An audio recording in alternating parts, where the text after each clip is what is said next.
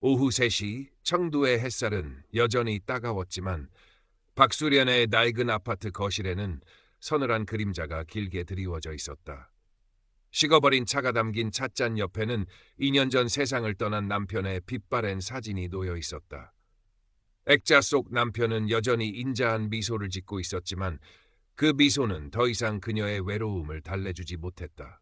평생 초등학교 교사로 아이들을 가르치며 분주하게 살았던 삶은 정년 퇴임과 남편의 죽음으로 한순간에 멈춰버린 듯했다. 유일한 딸 메이링은 멀리 상하에서 제 가정을 꾸리고 바쁘게 살았다. 일주일에 한 번 걸려오는 딸의 전화만이 그녀가 세상과 연결된 유일한 끈처럼 느껴졌다. 엄마, 잘 지내시죠? 식사는 잘 챙겨 드시고요? 딸의 목소리는 언제나 밝고 씩씩했지만 그 너머의 고단함이 느껴질 때면 수련은 차마 속마음을 털어놓지 못했다. 괜찮다. 아무 일 없다. 습관처럼 대답하며 전화를 끊고 나면 집안을 가득 채우는 정막은 더욱 무겁게 내려앉았다. 가끔 동네 노인정에 나가 사람들과 어울려 보려 했지만 수십 년간 이어져온 그들만의 관계 속에 끼어들기란 쉽지 않았다. 늘 주변을 맴돌다 집으로 돌아오곤 했다. 딸이 사준 스마트폰은 여전히 낯설고 어려웠다. 겨우 위챗으로 딸과 메시지를 주고받고 가끔 친구들이 보내주는 꽃사진이나 풍경사진을 보는 것이 전부였다. 그러던 어느 날 오후 무료하게 거실 창밖만 내다보던 수련의 스마트폰에서 경쾌한 알림음이 울렸다. 띵동 위챗 메시지였다. 딸에게서 온 것은 아니었다. 낯선 이름 진웨이. 프로필 사진 속 남자는 짙은 눈썹에 중후한 멋이 흐르는 성공한 사업가처럼 보이는 중년 남성이었다. 누구일까? 수련은 잠시 망설이다 메시지를 확인했다. 안녕하세요, 박수련 선생님. 우연히 프로필을 보게 되었습니다. 공원에서 꽃과 함께 찍으신 사진 속 미소가 참 고우십니다. 정중하고 예의 바른 문장이었다. 낯선 사람의 메시지에 답장을 해야 할지 망설여졌지만 선생님이라는 호칭과 미소가 곱다는 칭찬에 딱딱하게 굳어있던 마음 한구석이 스르르 풀리는 듯했다. 어쩌면 이 무료한 일상에 작은 변화가 찾아올지도 모른다는 막연한 기대감이 피어올랐다. 수련은 떨리는 손가락으로 천천히 답장을 입력했다. 감사합니다. 실례지만 누구신지요? 진웨이의 답장은 금방 도착했다. 그는 자신을 아프리카 나이지리아에서 큰 건설 프로젝트를 진행하는 사업가라고 소개했다. 몇 년 전 아내와 사별하고 홀로 지내고 있으며 타국에서의 외로움을 달래기 위해 가끔 위챗을 둘러보곤 한다고 했다. 그의 말은 어딘가 수련 자신의 처지와 닮아 있었다. 저 역시 아내를 먼저 보냈습니다. 혼자 남겨진다는 것이 얼마나 힘든 일인지 잘 압니다. 수련 선생님의 프로필에서 느껴지는 온화함과 지혜로움에 이끌려 신뢰를 무릅쓰고 메시지를 보냈습니다.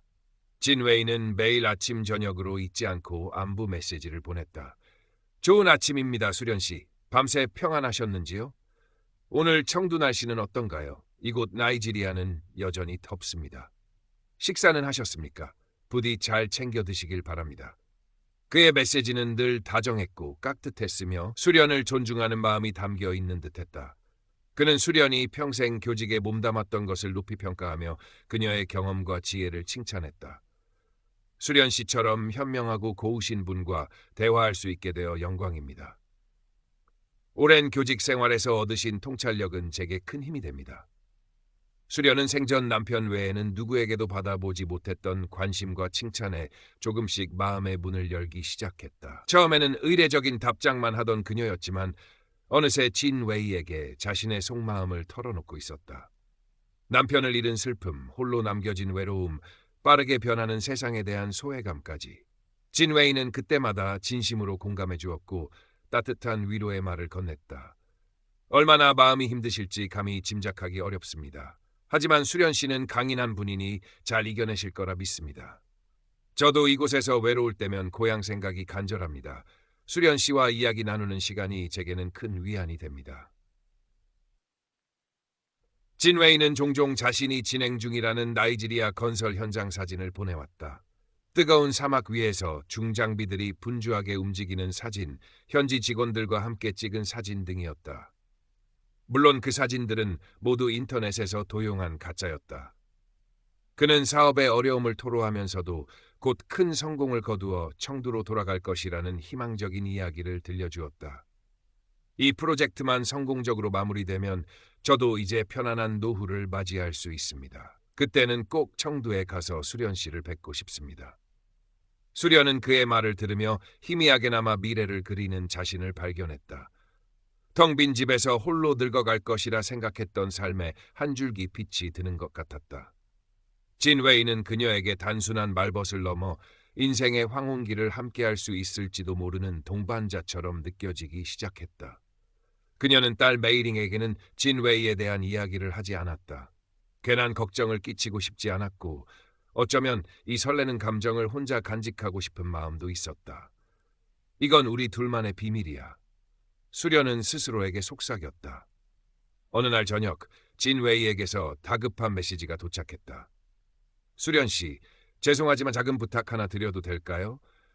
제가 이곳에 사용하는 휴대폰 요금을 깜빡 잊고 납부하지 못했습니다. 당장 납부하지 않으면 인터넷 연결이 끊겨 수련 씨와 연락을 할 수 없게 될지도 모릅니다. 혹시 300위안 정도만 잠시 빌려주실 수 있을까요? 내일 바로 갚겠습니다. 수련은 잠시 망설였다. 얼굴도 모르는 사람에게 돈을 빌려준다는 것이 마음에 걸렸다. 하지만 그와의 연락이 끊긴다는 생각에 불안감이 밀려왔다.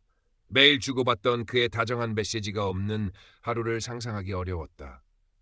겨우 300위안인데 내일 바로 갚는다고 했으니 괜찮겠지. 수련은 스스로를 설득하며 위챗페이로 300위안을 송금했다. 진 웨이는 곧바로 감사의 메시지를 보내왔다. 정말 감사합니다, 수련 씨. 역시 수련 씨는 제 은인이십니다. 덕분에 계속 연락을 이어갈 수 있게 되었습니다. 내일 바로 송금해드리겠습니다. 하지만 다음 날 진 웨이는 약속한 돈을 보내지 않았다. 대신 그는 나이지리아 현지 사정이 좋지 않아 은행 업무가 지연되고 있다는 변명을 늘어놓았다. 수련은 약간 서운했지만 그의 다정한 사과와 계속되는 관심에 금세 마음이 풀렸다. 그 후로 진 웨이의 금전 요구는 점점 잦아지고 대담해졌다. 수련 씨께 드릴 선물을 보냈는데 세관 통관비가 조금 부족합니다. 1000위안만 도와주시면 안 될까요? 현지 직원들에게 급여를 줘야 하는데 자금이 잠시 묶였습니다. 5000위안만 융통해 주시면 프로젝트가 정상화되는 대로 몇 배로 갚겠습니다. 갑자기 몸이 안 좋아 병원에 입원했습니다. 당장 수술비가 필요한데 수련 씨 외에는 부탁할 사람이 없습니다. 1만 위안만 제발 도와주십시오. 요구하는 금액은 점점 커져갔고 명목도 다양해졌다. 수련의 마음속에서는 의심의 목소리가 고개를 들었다. 왜 성공한 사업가가 나에게 계속 돈을 빌리는 걸까? 정말 나이지리아는 그렇게 어려운 곳일까? 하지만 의심이 커질수록 그와의 관계를 잃고 다시 깊은 외로움 속에 빠질지도 모른다는 두려움 역시 커져갔다. 진 웨이는 수련의 불안감을 귀신같이 알아채고 더욱 교묘하게 그녀의 감정을 파고들었다. 수련 씨마저 저를 믿지 못하시면 저는 정말 기댈 곳이 없습니다. 이 어려움만 함께 극복하면 우리는 곧 행복한 시간을 보낼 수 있습니다.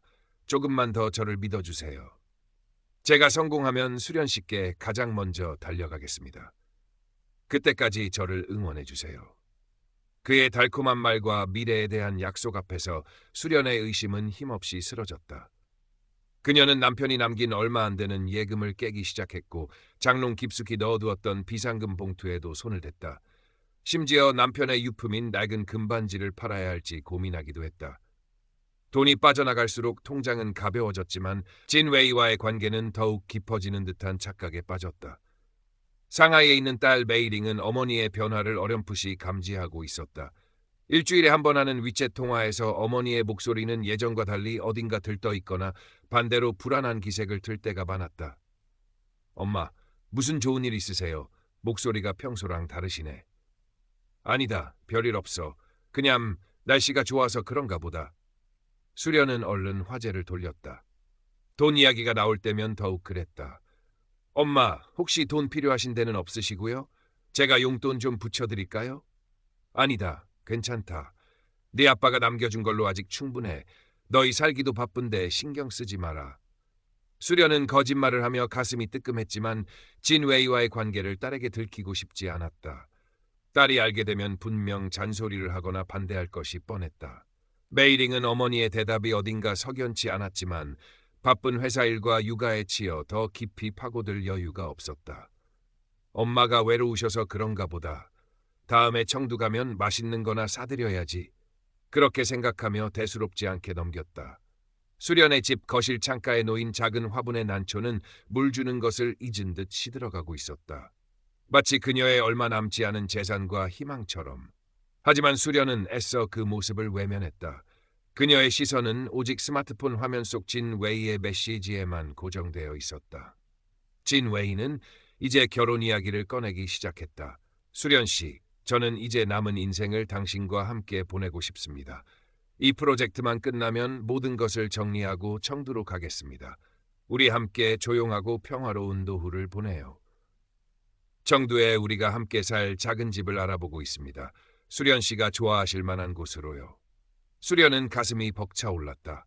혼자서 외롭게 죽음을 맞이할 것이라 생각했는데 이런 행복한 미래가 기다리고 있을 줄이야. 그녀는 진 웨이가 보내주는 가짜 집 사진들을 보며 설레는 마음으로 그와의 미래를 그렸다. 외로움이라는 깊은 밤을 지나 마침내 새벽을 맞이하는 기분이었다. 그러던 어느 날 진 웨이에게서 결정적인 메시지가 도착했다. 수련 씨, 드디어 마지막 고비입니다. 아프리카 프로젝트의 최종 투자금이 급하게 필요합니다. 이것만 해결되면 모든 것이 끝나고 저는 자유로운 몸이 됩니다. 제 전 재산을 걸고 하는 마지막 사업입니다. 5만 위안만. 이번 한 번만 더 저를 도와주십시오. 이 돈만 있으면 우리는 꿈꾸던 미래를 현실로 만들 수 있습니다. 5만 위안. 수련에게 남은 거의 전 재산이었다. 그녀는 망설였다. 온몸의 피가 차갑게 식는 듯한 불안감이 엄습했다. 하지만 동시에 이 마지막 관문만 넘으면 꿈에 그리던 행복이 기다리고 있다는 진 웨이의 약속이 귓가에 맴돌았다. 이번이 정말 마지막이야. 이것만 성공하면? 수련은 떨리는 마음을 다잡으며 은행으로 향했다. 창구에 앉아 거액의 송금 신청서를 작성하는 그녀의 손은 미세하게 떨리고 있었다. 은행 창구 직원은 불안한 표정으로 거액 송금 신청서를 내려다보는 박수련을 유심히 살폈다. 행선지는 해외 계좌, 금액은 노인 혼자 사는 여성이 쉽게 송금하기에는 너무 큰 액수였다. 직원은 조심스럽게 물었다. 어머님 실례지만 이 큰 돈을 어디로 보내시는 건가요? 혹시 자녀분들은 알고 계신가요? 수련은 당황해서 얼굴이 붉어졌다. 아, 그게 사업하는 사람에게 보내는 겁니다. 중요한 투자금이에요. 혹시 인터넷이나 전화로 알게 된 분은 아니시고요? 요즘 신종 금융 사기가 많아서요. 특히 해외 송금은 한 번 보내면 되찾기가 거의 불가능합니다. 직원의 걱정스러운 말투에 수련의 마음은 더욱 복잡해졌다. 사기일 리 없어. 진웨이 씨는 그런 사람이 아니야. 하지만 마음 한구석에서는 불안감이 스멀스멀 피어올랐다. 직원은 수련의 불안한 눈빛을 읽고 잠시 송금을 보류한 채 그녀가 비상 연락망으로 적어둔 딸 메이링의 번호로 전화를 걸었다. 한편 그 시각 메이링은 마침 회사 휴가를 내어 청두행 비행기에 몸을 싣고 있었다. 어머니의 불안정한 목소리가 계속 마음에 걸렸기 때문이었다. 어머니께는 비밀로 하고 깜짝 방문하여 며칠 함께 지내며 기분 전환을 시켜드릴 생각이었다. 청두공항에 도착하자마자 메이링은 낯선 번호로 걸려온 전화를 받았다. 은행 직원이었다. 따님 되시죠? 어머님께서 지금 저희 은행에 오셔서 거액을 해외로 송금하려고 하시는데 아무래도 좀 이상해서요. 메이링의 심장이 쿵 내려앉았다. 불길한 예감이 온몸을 휘감았다. 그녀는 택시를 잡아타고 곧장 은행으로 달려갔다. 은행 창구 앞에서 초조하게 서성이는 어머니의 수척한 모습에 메이링은 눈물이 핑 돌았다. 엄마, 이게 어떻게 된 일이야? 수련은 갑자기 나타난 딸의 모습에 화들짝 놀라 말을 더듬었다. 메이링, 네가 어떻게... 메이링은 어머니를 다그쳐 자초지종을 들었다. 진웨이라는 남자, 아프리카 사업가, 1년 넘게 이어진 위챗 대화, 그리고 수없이 보낸 돈. 메이링은 어머니의 스마트폰을 받아진 웨이의 위챗 프로필을 확인했다. 그의 프로필 사진, 그가 보냈다는 사업 현장 사진들을 곧바로 인터넷에서 검색했다. 결과는 충격적이었다. 진웨이의 프로필 사진은 도용된 것이었고 그가 보낸 사진들은 전혀 다른 뉴스 기사나 블로그에서 가져온 것들이었다. 심지어 그가 언급한 회사 이름은 존재하지도 않았다. 인터넷에는 비슷한 수법의 로맨스 스캠 피해 사례들이 넘쳐났다. 엄마, 이 사람 사기꾼이야. 전부 거짓말이라고. 인터넷에 똑같은 사진 쓰는 사기꾼들 널렸어. 메이링은 울먹이며 검색 결과를 어머니 눈앞에 들이밀었다. 수련의 얼굴은 하얗게 질려갔다. 믿을 수 없다는 듯 고개를 저었다. 아니야, 그럴 리 없어. 진 웨이 씨는 나에게 진심이었어. 마지막 희망을 붙잡으려는 듯 수련은 떨리는 손으로 진 웨이에게 영상 통화를 걸었다. 신호는 갔지만 받지 않았다. 몇 번을 더 시도했지만 마찬가지였다. 잠시 후 위챗 메시지 창에는 차가운 문구가 떠올랐다. 사용 찾을 수 없습니다. 진 웨이가 그녀를 차단한 것이다. 마지막 희망의 끈마저 끊어진 순간 수련의 눈앞이 캄캄해졌다. 온몸에 힘이 빠져나가며 그녀는 그 자리에 주저앉고 말았다. 평생 모은 돈, 남편이 남긴 마지막 유산, 그리고 황혼의 끝자락에서 잠시나마 품었던 행복의 꿈까지. 모든 것이 산산조각 나버렸다. 수련은 은행 바닥에 주저앉아 아이처럼 오열했다. 주변 사람들의 시선도 딸의 걱정스러운 얼굴도 보이지 않았다. 오직 지독한 배신감과 스스로에 대한 자책감, 그리고 깊이를 알 수 없는 절망만이 그녀를 휘감았다. 평생 남에게 싫은 소리 한 번 못하고 정직하게 살아온 자신이 어떻게 이런 어리석은 사기에 넘어가 모든 것을 잃을 수 있단 말인가. 텅 비어버린 통장보다 더 아픈 것은 진심이라 믿었던 모든 말과 약속이 거짓이었다는 사실, 그리고 그 거짓된 관계에 매달려 스스로를 기만했던 시간들이었다. 수치심에 얼굴을 들 수가 없었다.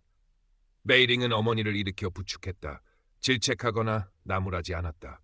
대신 조용히 어머니의 등을 쓸어주며 말했다. 엄마 잘못이 아니에요. 그놈이 나쁜 놈이에요. 엄마의 외로운 마음을 이용한 아주 악질적인 사기꾼이라고요. 그러니 너무 자책하지 마세요. 딸의 따뜻한 위로에 수련은 참았던 눈물을 다시 터뜨렸다. 은행을 나와 집으로 돌아오는 길, 모녀는 아무 말도 하지 않았다. 집안의 공기는 여전히 무겁고 서늘했지만 이제 그 공간에는 혼자가 아니었다. 메이링은 며칠간 어머니 곁을 지켰다. 함께 밥을 먹고 잠을 자고 말없이 어머니의 이야기를 들어주었다. 때로는 함께 울고 때로는 아무 말 없이 서로의 존재만으로 위안을 삼았다. 금전적인 손실은 돌이킬 수 없었다. 남은 돈으로는 기본적인 생활조차 빠듯했다. 하지만 베이링은 어머니를 안심시켰다. 돈은 제가 벌면 돼요, 엄마. 너무 걱정하지 마세요. 이제부터는 제가 엄마 곁에서 힘이 되어 드릴게요. 수련은 딸의 말에 미안함과 고마움으로 또다시 눈물을 흘렸다. 그동안 딸에게 걱정을 끼치지 않으려 애썼던 것이 오히려 더 큰 상처를 만들었다는 사실을 깨달았다. 모녀는 그날 밤 처음으로 서로의 속마음을 솔직하게 털어놓았다.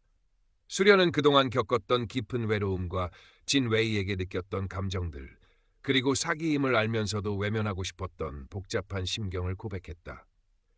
메이링은 어머니의 이야기를 묵묵히 들어주며 그녀를 이해하려 했었다.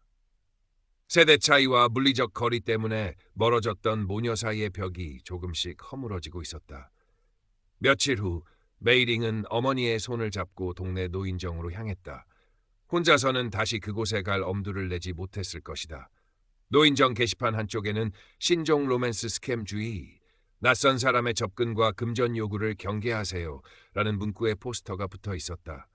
수련은 그 포스터를 물끄러미 바라보았다. 얼마 전까지만 해도 자신과는 상관없는 이야기라고 생각했던 일이었다.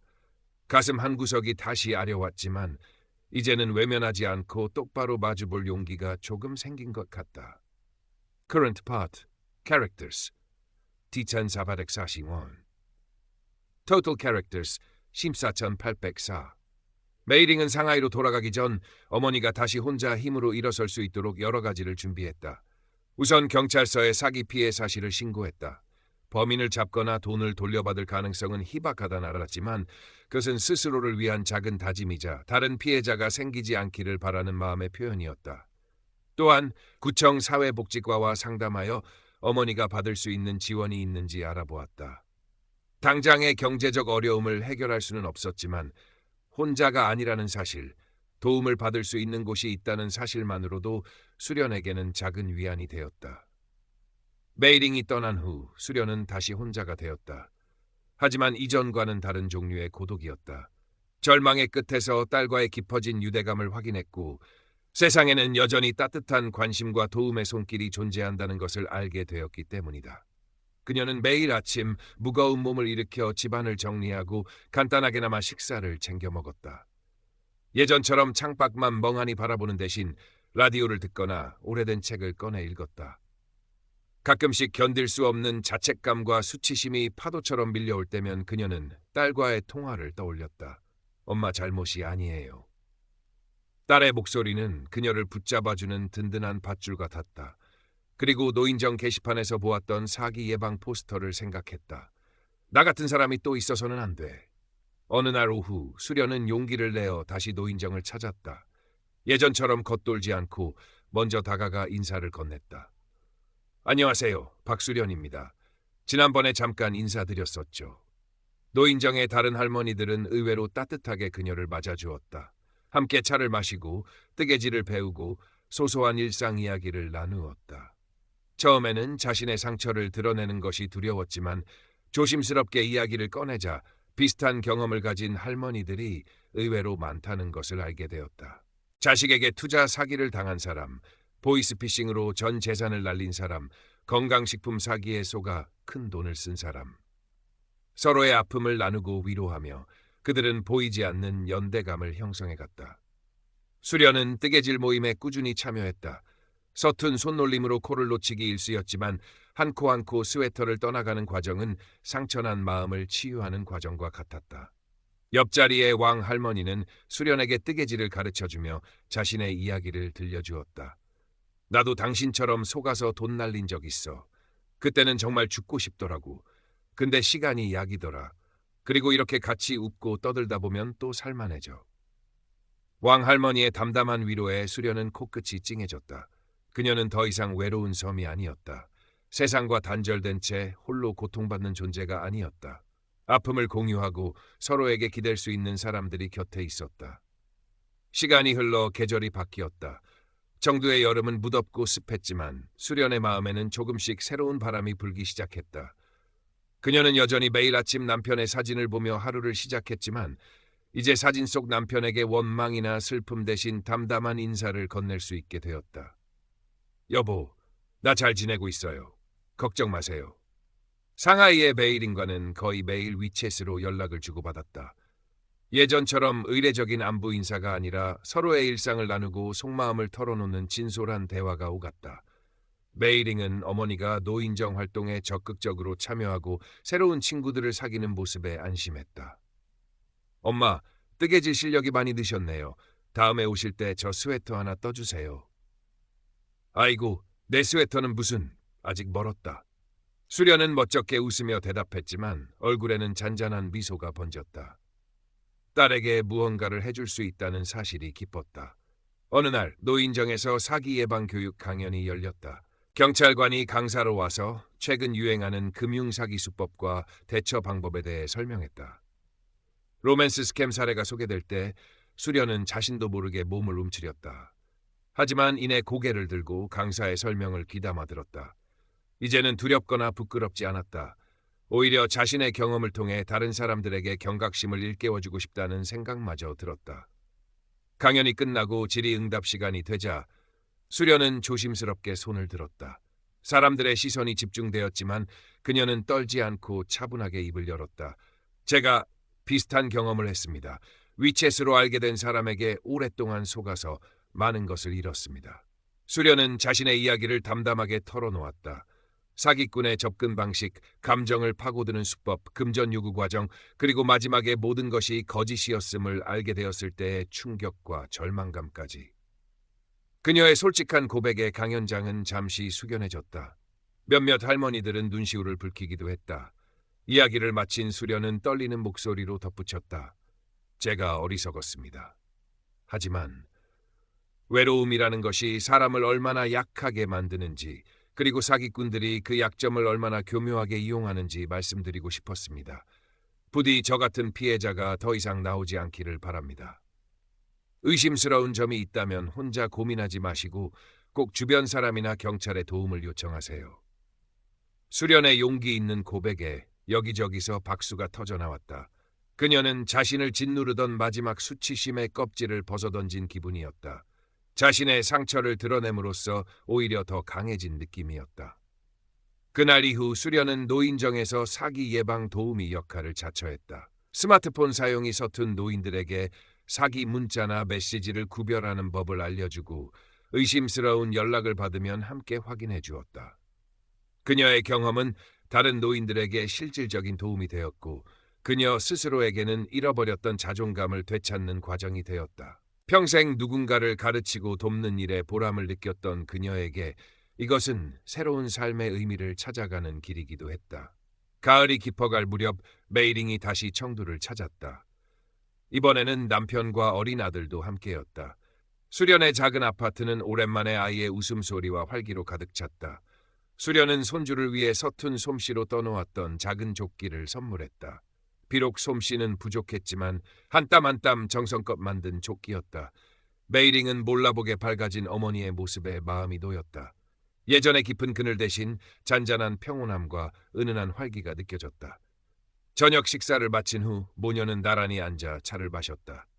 엄마, 이제 정말 괜찮으신 거죠? 수련은 창밖을 바라보며 희미하게 미소 지었다. 괜찮고 말고 사람 사는 게 다 그런 거지. 넘어지기도 하고 다시 일어나기도 하고. 그녀는 찻잔을 들어 천천히 입으로 가져갔다. 따뜻한 차의 온기가 온몸으로 퍼져나갔다. 물론 아직도 가끔 그 일이 생각나면 가슴이 철렁할 때도 있어. 잃어버린 돈이 아깝기도 하고 내 자신이 바보 같다는 생각도 들고. 하지만 거기에만 매여 살 수는 없잖니. 수련은 딸을 바라보며 말을 이었다. 그 일 덕분에 어쩌면 내 소중함을 더 깊이 깨닫게 된 건지도 모르겠다. 그리고 세상에는 나쁜 놈들만 있는 게 아니라 좋은 사람들도 많다는 걸 알게 됐고. 그녀는 노인정 친구들과 함께 찍은 사진을 메이링에게 보여주었다. 사진 속 노인들은 저마다의 사연과 주름을 가졌지만 환하게 웃고 있었다. 이 할망구들하고 같이 웃고 떠들다 보면 힘든 일도 금방 잊게 돼 서로 의지하고 도우면서 사는 거지. 메이링은 어머니의 손을 꼭 잡았다. 어머니의 손은 예전보다 더 거칠고 주름졌지만 따뜻한 온기가 느껴졌다. 엄마, 제가 더 자주 올게요. 그리고 엄마가 외롭지 않게 더 잘할게요. 수련은 딸의 손을 마주 잡으며 고개를 끄덕였다. 더 이상 말은 필요 없었다. 모녀의 눈빛 속에는 깊은 이해와 사랑이 담겨 있었다. 다음 날 메이링 가족이 상하이로 돌아가는 길. 수련은 아쉬움보다는 평온한 마음으로 그들을 배웅했다. 혼자 남겨진 집은 다시 조용해졌지만 이제 그 정막은 예전처럼 숨막히지 않았다. 그녀에게는 돌아갈 곳 노인정, 기댈 수 있는 사람들, 그리고 무엇보다 스스로 다시 일어설 수 있다는 작은 믿음이 생겼기 때문이다. 수련은 창가에 놓인 난초 화분에 물을 주었다. 한동안 잊고 지냈던 화분이었지만 어느새 새로운 푸른 잎이 돋아나고 있었다. 마치 그녀의 삶처럼. 깊은 상처를 딛고 다시 피어나는 작은 희망처럼 보였다. 그녀는 난초잎을 부드럽게 쓰다듬으며 나지막이 속삭였다.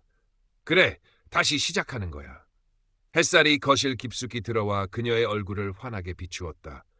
그 얼굴에는 더 이상 짙은 외로움이나 절망의 그림자는 찾아볼 수 없었다. 대신 잔잔한 용기와 삶에 대한 조용한 긍정이 자리하고 있었다. 그녀의 이야기는 아직 끝나지 않았다.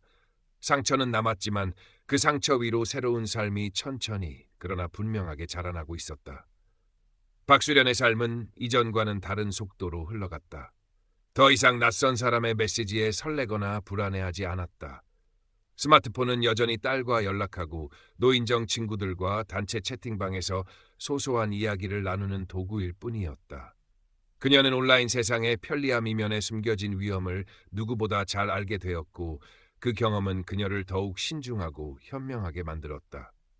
노인정에서의 사기 예방 도우미 활동은 계속되었다. 처음에는 자신의 경험을 이야기하는 것이 전부였지만 점차 인터넷 검색을 통해 새로운 사기 수법에 대한 정보를 찾아 공유하고 스마트폰 활용 교육에도 참여하며 다른 노인들의 디지털 격차 해소를 돕기 시작했다.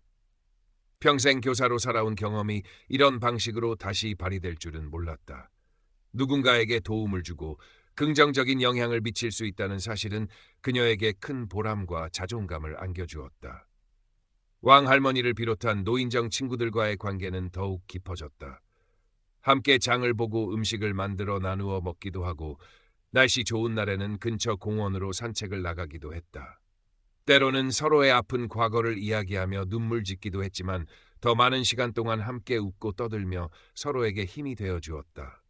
그들은 서로에게 가족이나 다름없는 존재가 되어갔다.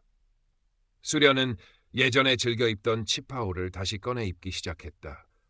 남편과 함께 춤을 추러 가거나 특별한 날에 입었던 옷이었다.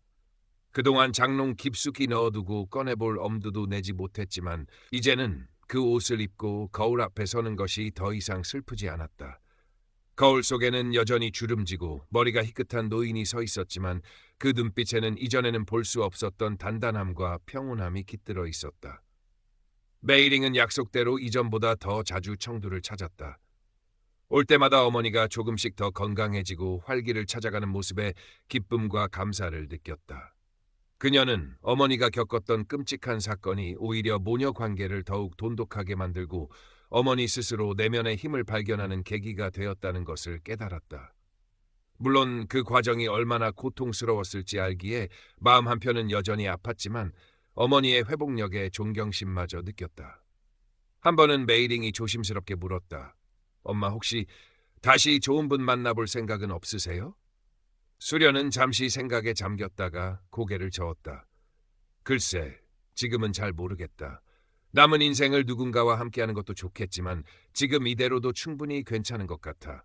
너희들이 있고 좋은 친구들이 있고 또 내가 할 수 있는 일이 있다는 것만으로도 감사해. 그녀의 목소리에는 아쉬움이나 체념이 아닌 진정한 만족감과 평화가 담겨 있었다. 더 이상 타인에게서 자신의 가치를 찾거나 외로움을 해소하려 애쓰지 않았다. 그녀는 스스로의 힘으로 그리고 주변 사람들과의 따뜻한 관계 속에서 온전한 자신을 찾아가고 있었다. 어느덧 겨울이 찾아왔다. 청두의 겨울은 매섭지 않았지만 스산한 바람은 옷깃을 여미게 했다. 수련은 노인정 친구들과 함께 김장을 담갔다. 배추를 절이고 양념을 버무리고 김치통에 차곡차곡 담는 동안 웃음소리가 끊이지 않았다. 함께 땀 흘리고 정성을 나누는 과정 속에서 겨울 추위도 잊은 듯했다. 김장이 끝나고 각자 담근 김치를 나누어 집으로 돌아오는 길, 왕할머니가 수련의 팔을 잡으며 말했다. 수련 씨, 요즘 얼굴이 참 좋아졌어. 처음 노인정에 왔을 때랑은 완전 다른 사람 같아. 수련은 빙그레 웃었다. 다 왕언니 덕분이에요. 언니가 옆에서 많이 도와주셔서 그렇죠. 아이고, 내가 뭘. 다 수련 씨가 스스로 잘 이겨낸 거지. 암튼 보기 좋아. 집으로 돌아온 수련은 김치통을 정리하고 따뜻한 물에 손을 씻었다. 창밖에는 어느새 어둠이 내리고 있었지만 집안은 김치 냄새와 사람들의 온기로 아직 따뜻했다. 그녀는 식탁에 앉아 딸 메이링에게 위챗 메시지를 보냈다. 메이링, 오늘 노인정에서 김장했다. 너희 보낼 것 따로 담아놨으니 다음에 올 때 가져가렴. 곧바로 딸에게서 답장이 왔다. 와, 엄마, 정말요? 너무 좋아요. 엄마 김치가 세상에서 제일 맛있어요. 고맙습니다. 딸의 기뻐하는 메시지에 수련의 입가에도 환한 미소가 번졌다. 누군가에게 기쁨을 줄 수 있다는 것, 사랑하는 사람들과 연결되어 있다는 감각은 그녀의 마음을 충만하게 했다. 그날 밤 수련은 오랜만에 깊은 잠을 잤다. 꿈속에서 그녀는 넓은 공원을 걷고 있었다. 옆에는 생전의 남편도 딸 메이링도 노인정 친구들도 없었다. 오직 혼자였지만 이상하게도 외롭거나 두렵지 않았다. 오히려 발걸음은 가볍고 마음은 평화로웠다. 따스한 햇살이 그녀를 감싸 안았고 어디선가 향긋한 꽃내음이 불어왔다. 그녀는 미소를 지으며 천천히 공원을 거닐었다. 아침에 눈을 떴을 때 수련은 꿈속의 평화로운 감정이 여전히 남아있음을 느꼈다. 그녀는 더 이상 과거의 상처에 얽매이지 않았고 미래에 대한 막연한 불안감에 시달리지도 않았다. 오직 현재, 지금 이 순간에 충실하며 하루하루를 살아갈 뿐이었다. 그녀는 여전히 혼자 살았지만 더 이상 고립되어 있지 않았다. 그녀의 삶은 작지만 소중한 관계들로 채워져 있었고 그 관계들 속에서 그녀는 끊임없이 배우고 성장하며 자신만의 방식으로 세상과 소통하고 있었다. 거실 창가의 난초는 이제 제법 풍성하게 자라나 곧 아름다운 꽃을 피울 준비를 하고 있었다. 박수련의 남은 삶도 그러할 것이었다. 비록 화려하지는 않더라도 잔잔하고 깊은 향기를 품은 꽃처럼 그녀만의 아름다움을 조용히 피워낼 것이었다. 그녀의 이야기는 해피엔딩도 비극도 아닌 그저 계속되는 삶의 한 페이지였다. 상처를 끌어안고 희망을 놓지 않으며 묵묵히 자신의 길을 걸어가는 한 여성의 이야기. 그것만으로도 충분히 의미 있고 아름다운 이야기였다. 수련의 삶에 또 다른 변화가 찾아온 것은 그로부터 몇 달 후였다. 노인정에서 함께 활동하던 왕 할머니가 갑자기 건강이 악화되어 병원에 입원하게 된 것이다. 수련은 다른 친구들과 함께 병문안을 가고 돌아가며 간병을 도왔다. 왕 할머니는 수련에게 유난히 의지했고 두 사람은 병실에서 많은 이야기를 나누었다. 수련 씨, 내가 먼저 가면 너무 슬퍼하지 마. 언니, 그런 말 마세요. 얼른 기운 차리셔야죠. 아니야, 사람 이름 모르는 거니까. 그래도 당신 같은 좋은 친구를 만나서 참 다행이야. 덕분에 외롭지 않았어. 왕할머니의 말에 수련은 눈물을 글썽였다. 자신 역시 왕할머니 덕분에 힘든 시기를 이겨낼 수 있었다. 서로에게 기댈 수 있는 존재가 있다는 것이 얼마나 큰 힘이 되는지 다시 한번 깨달았다. 왕할머니는 결국 얼마 지나지 않아 세상을 떠났다. 수련과 노인정 친구들은 함께 장례를 치르고 슬픔을 나누었다. 소중한 친구를 잃은 슬픔은 컸지만 그들은 서로를 위로하며 다시 일어섰다. 죽음이라는 피할 수 없는 현실 앞에서 그들은 남은 삶을 더욱 소중히 여기고 서로에게 더 따뜻하게 대해야 한다는 것을 배웠다. 왕할머니의 죽음은 수련에게 삶과 관계에 대해 다시 한번 깊이 생각해보는 계기가 되었다. 그녀는 남은 시간을 어떻게 보내야 할지 고민했다. 더 이상 과거의 상처나 미래의 불안에 얽매이지 않고 현재의 소중한 관계들에 집중하며 의미 있는 하루하루를 살아가기로 다짐했다. 그녀는 노인정 활동을 계속하는 한편 지역사회의 다른 봉사활동에도 참여하기 시작했다. 독거노인들에게 도시락을 배달하거나 장애아동시설에서 책을 읽어주는 일이었다. 평생 누군가를 돌보고 가르치는 일에 익숙했던 그녀에게 봉사활동은 자연스러운 선택이었다. 새로운 사람들을 만나고 그들에게 작은 도움을 줄 수 있다는 사실은 그녀의 삶에 새로운 활력을 불어넣었다. 물론 봉사활동을 하면서 어려운 점도 많았다. 때로는 도움을 받는 사람들로부터 상처를 받기도 하고 때로는 자신의 한계를 느끼며 좌절하기도 했다. 하지만 그럴 때마다 그녀는 왕할머니를 떠올렸다. 그리고 자신을 지지해주는 딸과 노인정 친구들을 생각하며 다시 힘을 냈다. 시간은 흘러 수련은 70살을 훌쩍 넘겼다. 얼굴의 주름은 더욱 깊어졌고 걸음걸이는 느려졌지만 그녀의 눈빛은 여전히 총명하고 따뜻했다. 그녀는 더 이상 로맨스 스캠의 피해자가 아니었다. 그녀는 상처를 극복하고 자신의 삶을 주체적으로 살아가는 강인한 여성이었고 주변 사람들에게 따뜻한 위로와 희망을 나누어주는 존재였다. 메이링은 어머니의 칠순 생신을 맞아 청두에서 작은 잔치를 열었다. 노인정 친구들과 봉사활동 동료들이 모여 수련의 생일을 축하해 주었다. 잔치 내내 웃음소리가 끊이지 않았다. 수련은 자신을 둘러싼 따뜻한 사람들을 바라보며 가슴 벅찬 행복을 느꼈다. 촛불을 끄기 전 메이링이 어머니에게 물었다. 엄마, 소원이 뭐예요? 수련은 잠시 눈을 감고 생각에 잠겼다가 환하게 웃으며 대답했다. 내 소원은 지금처럼만 사는 거야. 사랑하는 사람들 곁에서 건강하게 그리고 내가 할 수 있는 일을 하면서. 그녀의 소박하지만 진심 어린 소원에 모두가 박수를 보냈다. 박수련의 삶은 여전히 진행 중이었다. 때로는 잔잔하게, 때로는 작은 파도가 일렁이며 그러나 분명히 앞으로 나아가고 있었다. 그녀의 이야기는 특별한 영웅의 이야기가 아니었다. 평범한 한 노년 여성이 예기치 못한 시련을 겪고 그 아픔 속에서 자신과 세상을 다시 발견하며 마침내 내면의 평화와 삶의 의미를 찾아가는 과정을 담담하게 보여주는 우리 모두의 이야기일지도 몰랐다. 그리고 그 과정 자체가 바로 삶의 아름다움이라는 것을 그녀는 온몸으로 증명하고 있었다. 거실 창가의 난초는 마침내 우아하고 향기로운 꽃을 피워냈다. 마치 박수련의 삶처럼. 잔치가 끝나고 며칠 뒤 수련은 평소처럼 노인정에 나갔다. 그날은 새로운 회원이 있었다. 수련과 비슷한 연배의 여성으로 남편과 사별하고 자녀들은 모두 다른 도시에 살고 있어 혼자 지낸다고 했다. 어딘가 낯이 익다고 생각했는데 이야기를 나누다 보니 예전에 같은 초등학교에서 근무했던 동료 교사였다는 것을 알게 되었다. 수십 년 만의 해후였다. 두 사람은 시간 가는 줄 모르고 옛 이야기를 나누었다. 함께 근무했던 시절의 추억, 그동안 각자 살아온 이야기, 그리고 현재의 삶까지. 새로운 친구 역시 수련처럼